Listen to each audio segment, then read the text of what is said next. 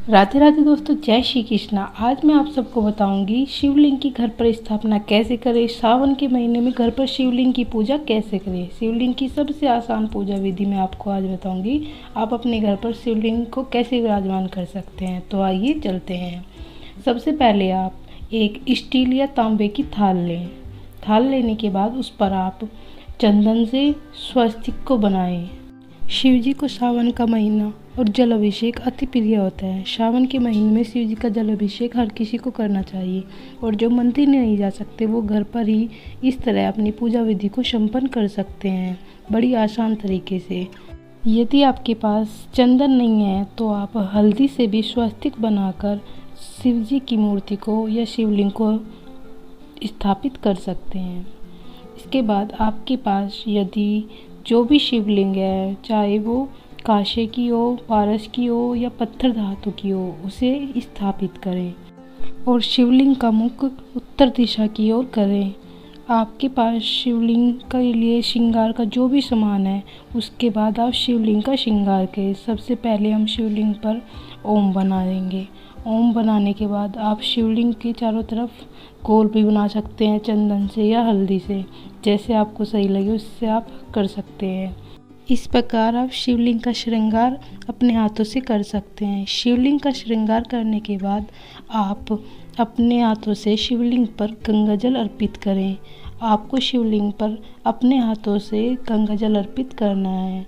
गंगा जल अर्पित करने के बाद आपको शिवलिंग पर घर पर जो आपके पास कच्चा दूध है, कच्चे दूध से शिवलिंग का अभिषेक करें। शिवलिंग पर कच्चा दूध ही चढ़ाया जाता है। शिवलिंग पर पका हुआ दूध कभी भी अर्पित न करें। शिवलिंग पर कच्चे दूध से अभिषेक करने के बाद आप हो सके तो गाय के दूध से ही शिवलिंग का अभिषेक करें। इसके बाद आप शिवलिंग पर जो आपके पास जैसे फूल, धतूरा, भांग आदि है वो सब अर्पित करें। सबसे पहले हम बेलपत्र लेंगे। बेलपत्र पर आप टीके लगाकर चंदन से शिव जी के ऊपर अर्पित कर सकते हैं, ऐसे करके।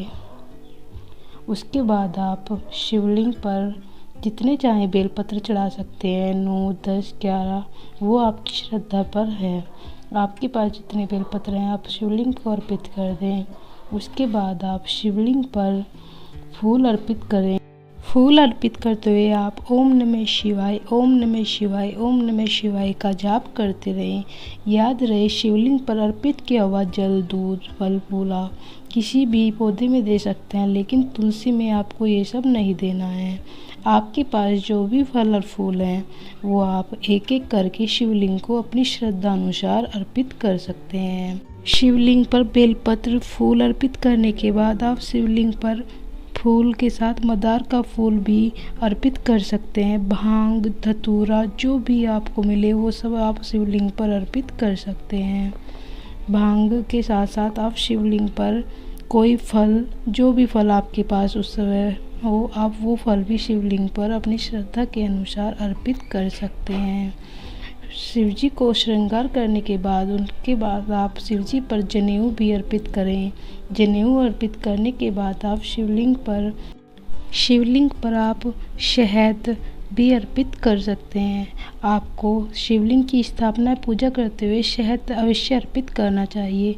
शहद शिव जी को अति प्रिय होता है। शहद अर्पित करने के बाद आप शिवलिंग पर 1 चम्मच गाय का घी अवश्य अर्पित करें।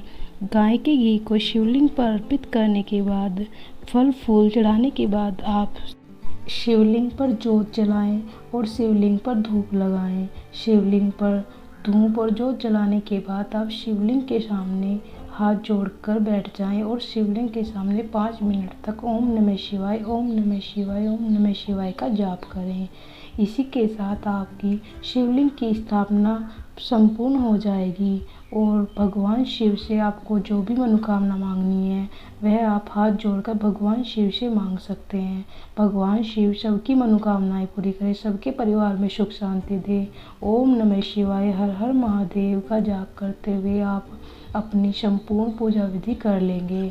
इसी के साथ आपको मेरी वीडियो कैसी लगी प्लीज़ कमेंट में ज़रूर बताएं। अगर थोड़ी सी भी अच्छी लगी हो तो मेरी वीडियो को लाइक करें, कमेंट करें, शेयर करें और मेरे चैनल को सब्सक्राइब करें। राधे राधे दोस्तों, जय